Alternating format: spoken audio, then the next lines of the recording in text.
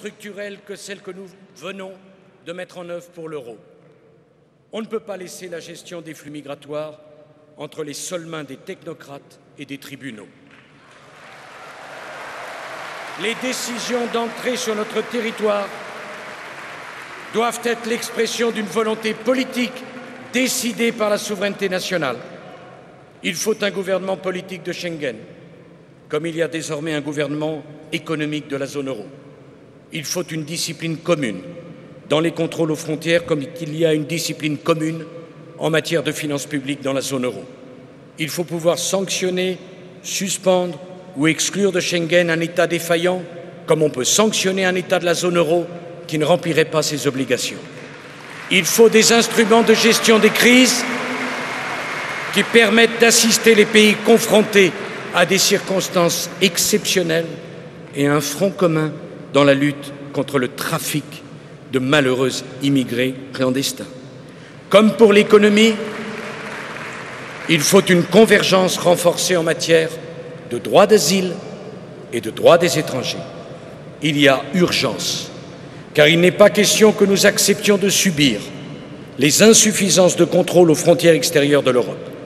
Je suis décidé à m'engager totalement pour que ces principes soient mis en œuvre, parce que c'est la seule façon d'éviter l'implosion de l'Europe. Mais si je devais constater que dans les 12 mois qui viennent, il n'y avait aucun progrès sérieux dans cette direction, alors la France suspendrait sa participation aux accords de Schengen jusqu'à ce que les négociations aient abouti.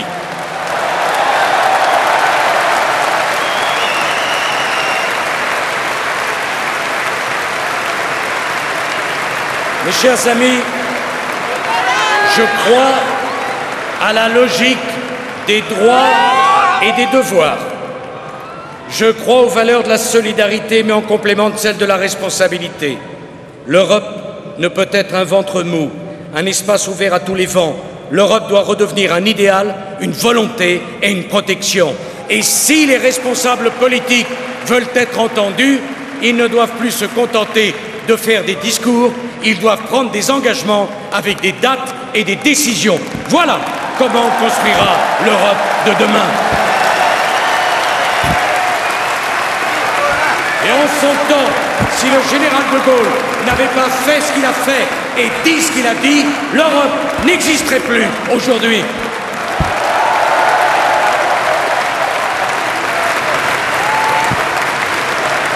Mais je veux prendre un autre engagement devant vous. Un engagement encore plus important à mes yeux, s'agissant du libre-échange. L'Europe est ouverte. L'Europe commerce avec le monde entier. L'Europe récuse le protectionnisme qui ne sera jamais la bonne réponse. L'Europe croit à la concurrence loyale. L'Europe rejette la guerre commerciale. Mais il faut que le droit du travail, que le droit de l'environnement, que l'équité entre les monnaies ne soit pas systématiquement bafouée et que soient mis à égalité ces droits essentiels de la personne humaine avec le droit du commerce.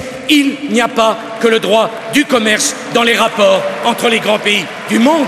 Il y a des hommes qui souffrent. Il n'y a pas que le commerce.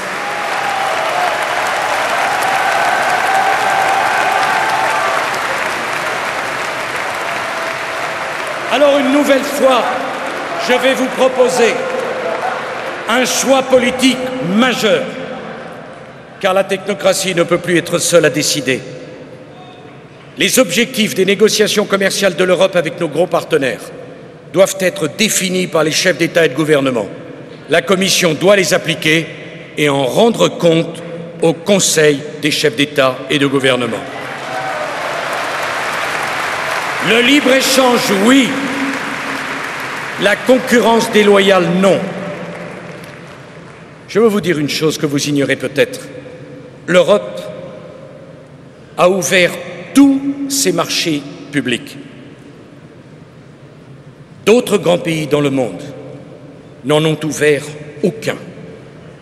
Agir ainsi, accepter que nous ouvrions tous nos marchés publics, quand les autres n'en ouvrent aucun, c'est accepter d'être une Europe passoire. Et moi, je veux une Europe politique qui protège les citoyens européens.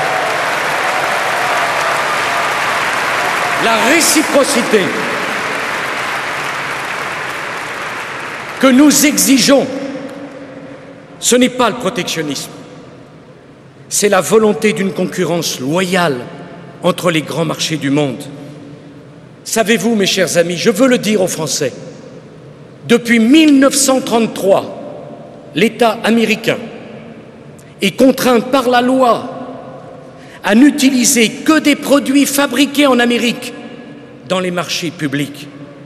Depuis 30 ans, les Américains ont étendu cette obligation à tous les marchés d'infrastructures autoroutières et de transport en commun qui bénéficient de subventions gouvernementales. S'il y a une subvention gouvernementale versée pour une autoroute ou pour un chemin de fer, alors le marché qui est engagé ne peut être accordé qu'à une entreprise qui fabrique aux États-Unis. Aux États-Unis, mieux, depuis 3 ans, tous les plans de relance financés avec de l'argent public sont soumis à la règle de fourniture par des entreprises qui fabriquent aux États-Unis. Alors je veux ici à Villepinte poser solennellement cette question. Pourquoi ce que les États-Unis, pays le plus libéral du monde, s'autorisent, l'Europe devrait se l'interdire?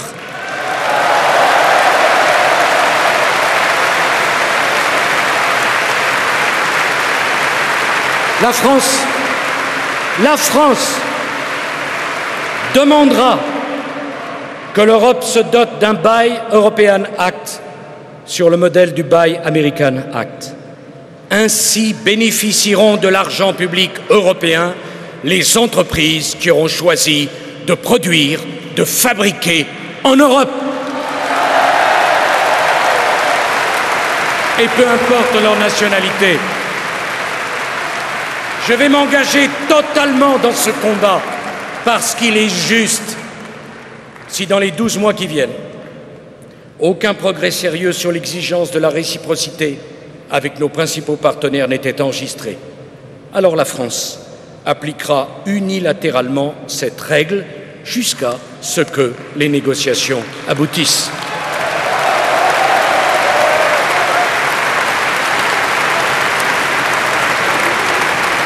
Mes chers amis, les États-Unis, qui sont nos amis, nos alliés, nos frères d'armes, nos partenaires, ont une législation qui oblige à réserver une partie des commandes publiques à leurs petites entreprises. Je ne vois pas pourquoi ce que font les États-Unis, pays le plus libéral du monde, l'Europe s'interdirait de le faire. La France exigera que désormais les PME européennes aient une part des marchés publics qui leur soit réservée. Si au bout d'1 an, nous n'avons pas progressé, la France appliquera unilatéralement sa propre charte des PME jusqu'à ce que les négociations aboutissent.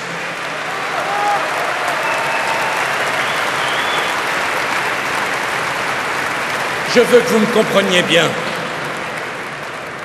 Ce sont les Européens convaincus qui changeront l'Europe. Ce ne sont pas les adversaires de l'Europe qui sont crédibles pour changer l'Europe. Cette responsabilité, elle est historique, c'est la nôtre. C'est parce que je suis un Européen convaincu que je veux faire changer l'Europe. C'est parce que je crois au libre-échange que je ne veux plus de cette concurrence sauvage, sans règles, sans limites, sans équité, qui tire tout le monde vers le bas. Le jour où nous n'aurons plus d'usines, qu'irez-vous dire aux ouvriers qu'il faut qu'ils croient en l'Europe? Eh bien, ce jour-là, les ouvriers vous tourneront le dos et il sera trop tard pour leur dire « Ne vous abstenez pas ou ne votez pas pour les extrémistes ». Voilà pourquoi j'appelle au réveil de l'idéal européen.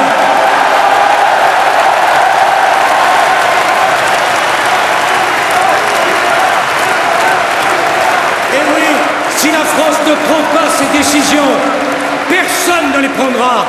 Si la France n'agit pas, il ne se passera rien. Et s'il ne se passe rien, croyez-vous, mes chers amis, que les peuples d'Europe supporteront encore longtemps les images de violence qu'ils ont vues en Grèce, et quand ça se passera plus près de chez nous encore, et peut-être encore chez nous, à ce moment-là, chacun se dira que l'Europe, ce devait être une réalité et pas simplement une idée. Que l'Europe, c'est une réalité dans la vie de tous les jours de ceux qui souffrent et pas simplement un élément de colloque pour des intellectuels qui se regardent avec un petit miroir en ignorant complètement la réalité de ce que vivent les Européens.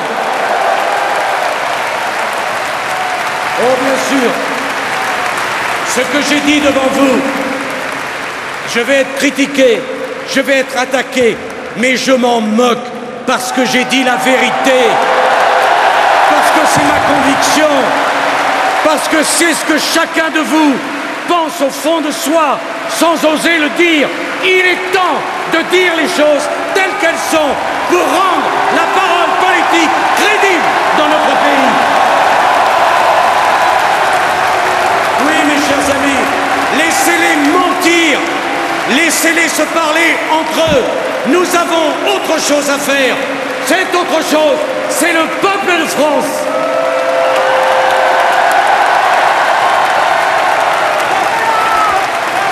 Alors voilà mon projet pour la France. Mon projet pour la France, c'est le même que mon projet pour l'Europe. Je ne fais pas de différence entre l'Europe et la France. Je veux réconcilier. C'est mon ambition, c'est mon rêve. J'allais dire, c'est ma passion. Réconcilier l'Europe du non et l'Europe du oui. La France du non et la France du oui. Ça me paraît tellement plus utile que de parler de la France de droite, la France de gauche et la France du centre. Je veux réconcilier la France qui se sent fragilisée, qui se sent dépossédée de tout ce à quoi elle tient, avec la France qui veut répondre à l'appel du grand large.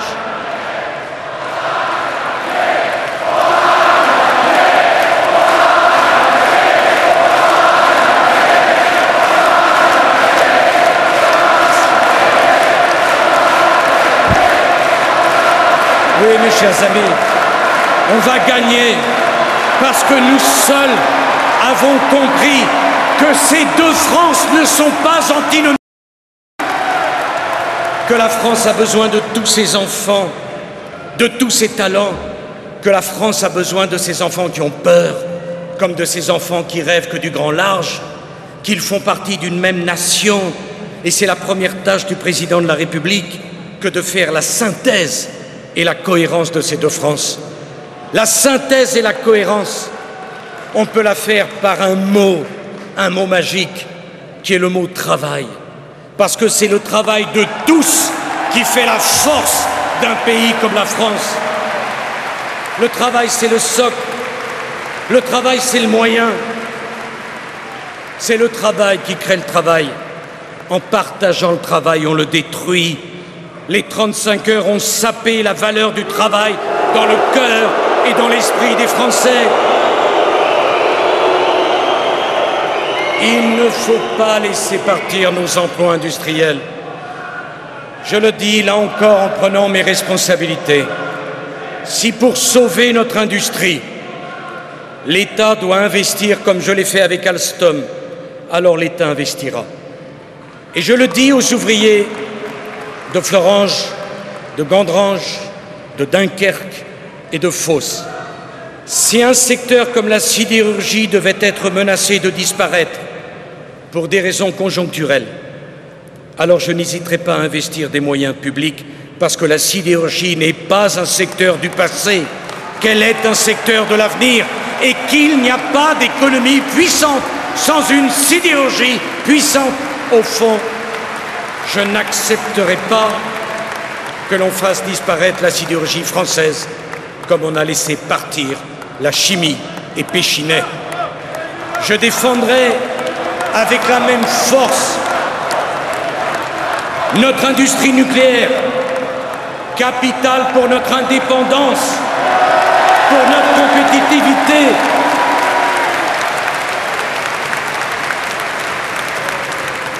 Peut-être l'une des visites les plus bouleversantes pour moi fut celle aux ouvriers